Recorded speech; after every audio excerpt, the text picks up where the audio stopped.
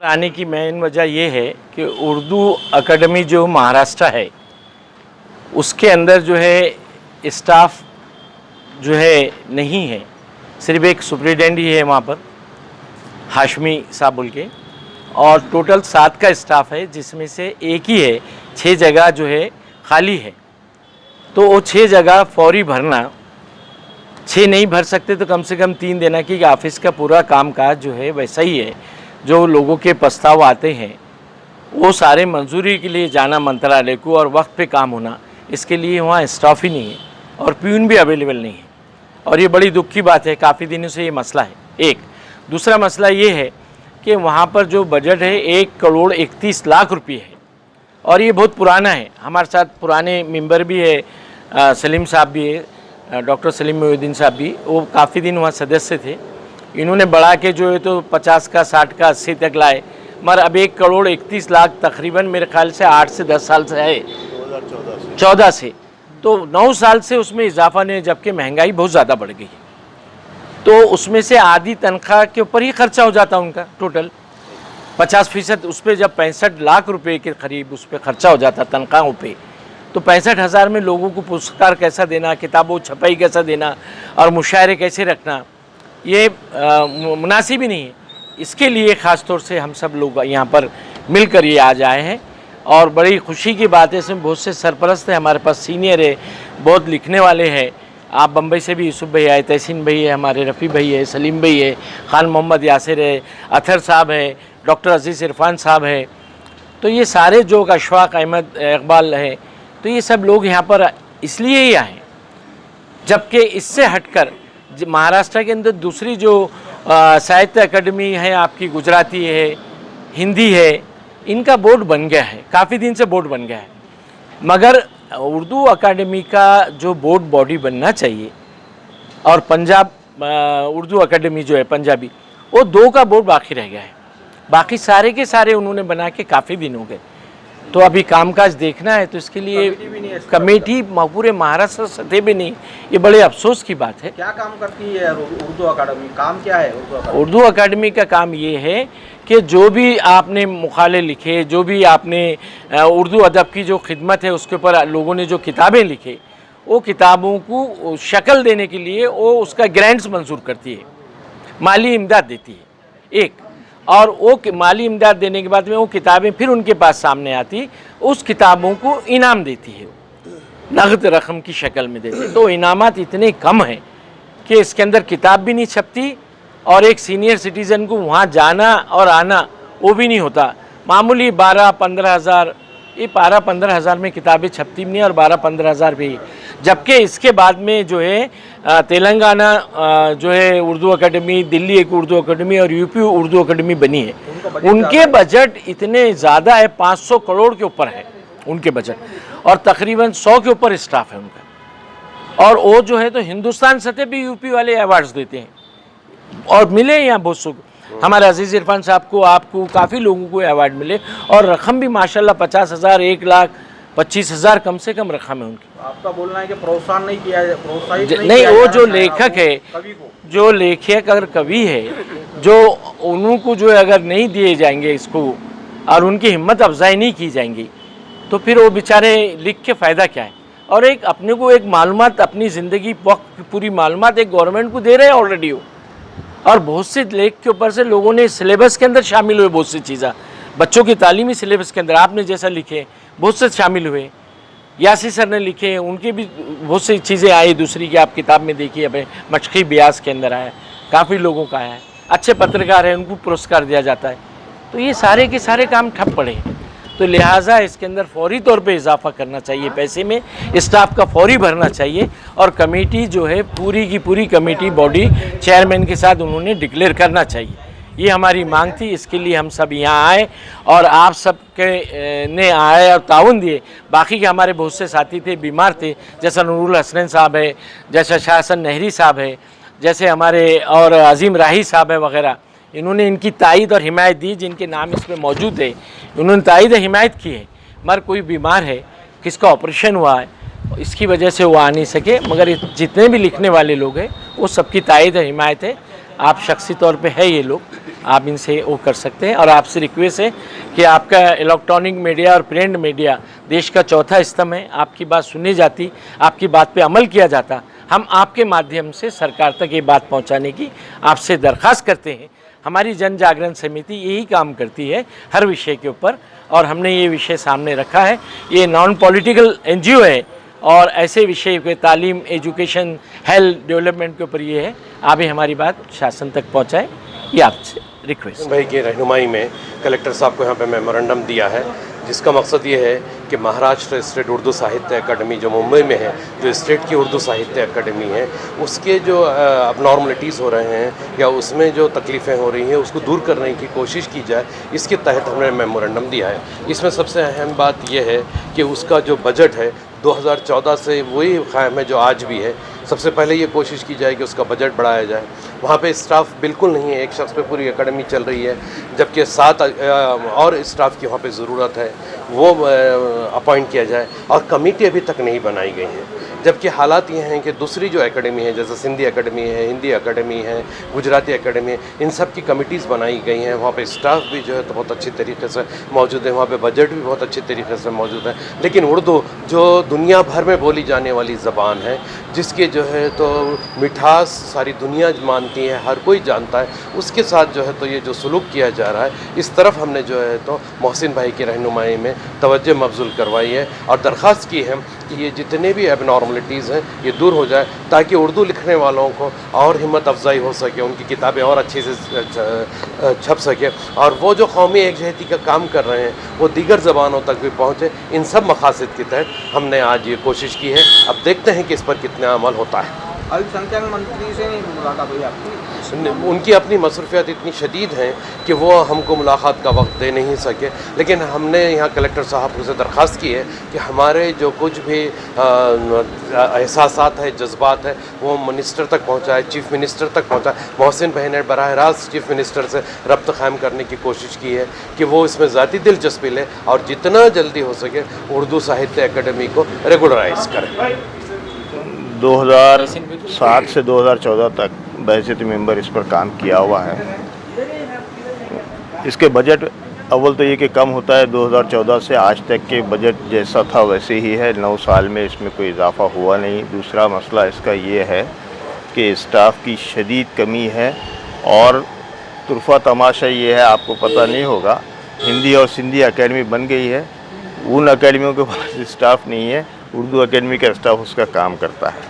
तो उर्दू एकेडमी के स्टाफ के पास 3 एकेडमियों का काम होता है।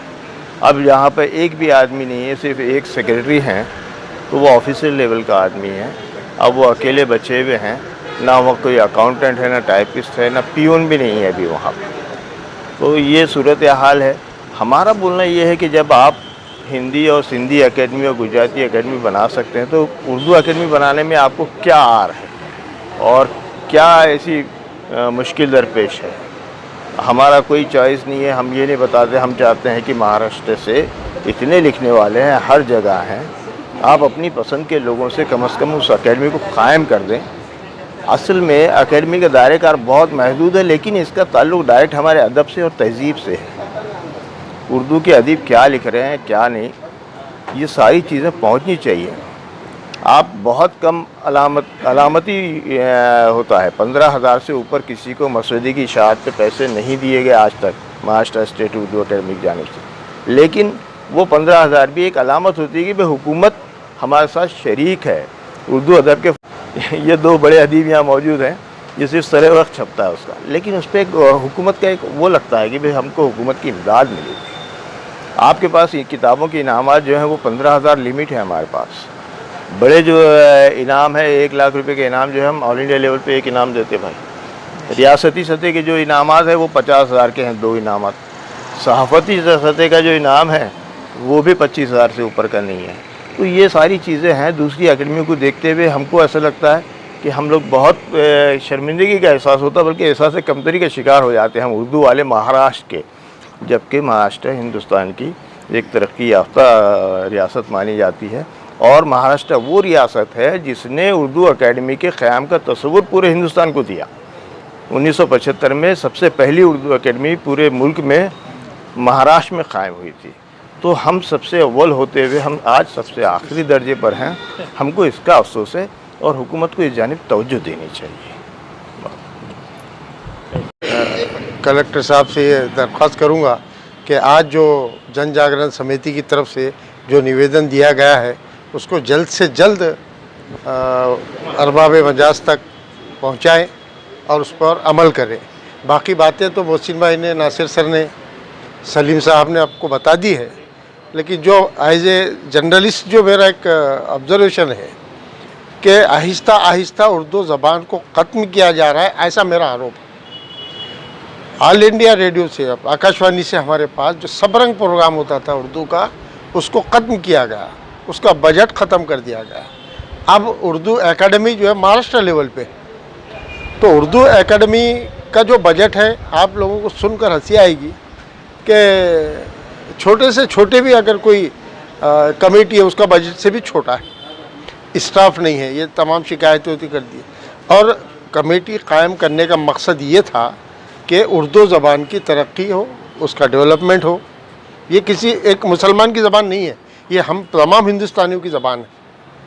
इसको एक लेवल जो दिया जा रहा है वो लेवल के हम खिलाफ, ये हर हिंदुस्तानी की ज़बान है और इसको डेवलप होना चाहिए। इसकी अपनी मिठास है, इसका अपना एक तरीक़ेकार है, और उसके लिए मैं जो आज लोग जमा हुए, आप तमाम से खुसूसन ये हमसे ज़्यादा आप लोगों की ज़िम्मेदारी है कि ये पूरे अरबाब मजाज तक इसको पहुँचाए कि भाई ये लोग कहना क्या चाह रहे हैं। हमारा किसी से कोई किसी ज़बान से कोई वो नहीं है कि कितनी तरक्की हो, हर ज़बान तरक्की करे, लेकिन उर्दू को पीछे न छोड़ा जाए, ये हमारा मतलबा है। मेरा सवाल ये है, अभी आपने आरोप लगाया, नज़रअंदाज, मैं आरोप तो नहीं लगाऊंगा, लेकिन मैं ये कहना चाह रहा हूँ कि नज़रअंदाज किया जा रहा है। इससे पहले की हुकूमतों ने नज़रअंदाज नहीं किया। जब तक कुछ बजट था ना, जैसे जैसे डेवलपमेंट होगा, साल बढ़ेगा तो आपको उसके साथ साथ बजट बढ़ाना पड़ेगा। अब 10 साल के अंदर कोई बजट में डेवलपमेंट नहीं हुआ, कोई बजट में तोसी नहीं हुई, तो इससे हमको ये लगेगा कि भाई उर्दू को नज़रअंदाज किया जा रहा है, इसके साथ थोड़ा सौतेला सलूक हो रहा है। वो सलूक ना हो हर ज़बान के साथ। जैसे एकेडमी बताए, सलीम भाई ने बताया, हमारे यूसुफ दीवान साहब तो मुंबई से आए हैं, ख़ास सर तो इंटरनेशनल फिगर हैं, तो ये तमाम का ही है। ये तो इल्ज़ाम किसी पे नहीं है, ये हमारा एक डिमांड है कि उर्दू को जो है उसकी जायज़ मुकाम दिया जाए। नादाब, मैं औरंगाबाद से यूसुफ दीवान, खादिम उर्दू। मैं मुबारकबाद पेश करना चाहता हूँ जनाब मोहसिन पहलवान साहब को कि जिन्होंने इस सुलगते हुए मसले पर गुफ्तगू की है। दरअसल अहमद वसी ने कहा था कि जब करे बात तो हर लफ्ज़ से खुशबू आए, ऐसी बोली वही बोले जिसे उर्दू आए। असल होता ये है कि हम अपनी अहमियत को, अल्लामा इकबाल ने कहा था कि अपने मन में डूब कर पाजा सुराग़े ज़िंदगी, तू अगर मेरा नहीं बनता न बन अपना तो बन। हमको गिला नहीं करना चाहिए, बल्कि अपनी उर्दू ज़ुबान की बका, इर्तिका और फ़रोग़ के लिए काविशें करना चाहिए, और यही काविशें मोहसिन पहलवान साहब और उनके रुफ़क़ाए कार कर रहे हैं। मैं उन्हें मुबारकबाद पेश करना चाहता हूँ। रहा उर्दू एकेडमी का सवाल, तो बड़ी हैरत की बात यह है कि जैसे हम डॉक्टर सलीम मोहिउद्दीन ने कहा था कि 1975 से उर्दू एकेडमी का क़याम अमल में आया था, जिसमें ज़ोए अंसारी, मजरू सुल्तानपुरी, काजी सलीम साहब और रफ़ीक ज़करिया वग़ैरह एक ऐसी शख्सियात थी तकरीबन 20-25 जिन्होंने उर्दू के लिए अपना सब कुछ कुर्बान किया था। हमारी आवाज़ पहले से वही रही है कि उर्दू के लिए ऐसी शख्सियात को इसमें जोड़ा जाए जो उर्दू से शगफ़ रखती हैं। उर्दू एकेडमी असल में इसलिए कायम हुई थी कि उर्दू की बका के लिए, उर्दू के फ़रोग़ के लिए, उर्दू के तरवीज के लिए, उर्दू के कलमकारों की हिमायत करने के लिए, न सिर्फ उर्दू के कलमकारों की, शोरा की, उदबा की, मुसन्निफ़ीन की, बल्कि उर्दू एकेडमी जो है मिसाली मौलमीन को जो इनामात देती हैं वो भी बड़ा काम अंजाम देती हैं। लेकिन होता यही है कि हम जब ऐसे वक्त पर हम जागते हैं जब पानी हद से गुज़र जाता है। मुझे हैरत होती है नवाब मलिक साहब से भी मुझे थोड़ी सी ये रही कि जब वो साहब इक़्तिदार थे, उनके बस में था, तो उन्हें चाहिए था कि उस वक्त वो कमेटी मुकम्मल कर लेते हैं। मैं मुबारकबाद पेश करना चाहता हूँ शोएब हाशमी साहब को, जो बहुत खुशदिली के साथ उर्दू एकेडमी का काम कर रहे हैं। उससे ज़्यादा फरीद खान साहब जो बेचारे माजूर भी हैं और इत्तेफाक से उनका भी पिछले दिनों एक्सीडेंट हुआ है, लेकिन वो तन्हा आदमी है जो उर्दू एकेडमी का बहुत कुछ काम करता है।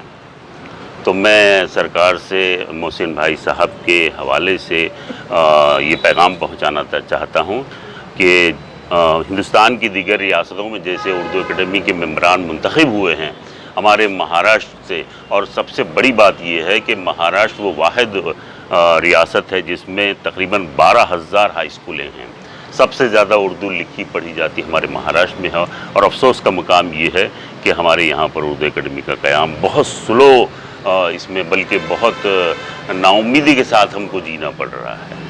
मैं इस शेर पर ख़त्म करना चाहता हूँ अपनी बात कि ये इक़्तिदार के भूखे ये मसलहत के ग़ुलाम, ये इक़्तिदार के भूखे ये मसलहत के ग़ुलाम, वहाँ भी चुप है जहाँ बोलना ज़रूरी है। तो मैं औरंगाबाद की जानिब से जनाब मोहसिन पहलवान साहब को बहुत मुबारकबाद पेश करना चाहता हूँ। उनके रफ़क़ाए कार को, मोहसिन पहलवान साहब उर्दू की ज़ुबान की बका के लिए न सिर्फ काम करते हैं बल्कि समाज के हर पहलू पर उनकी नज़र है और फलाही कामों में भी वो पेश रहते हैं। मोहसिन पहलवान साहब के हवाले से तमाम औरंगाबाद, तमाम महाराष्ट्र के बल्कि हिंदुस्तानियों को मैं पैगाम देना चाहता हूँ कि जब साथ न दे कोई आवाज़ हमें देना, जब साथ न दे कोई आवाज़ हमें देना, हम फूल सही लेकिन पत्थर भी उठा लेंगे। खुदा हाफिज़।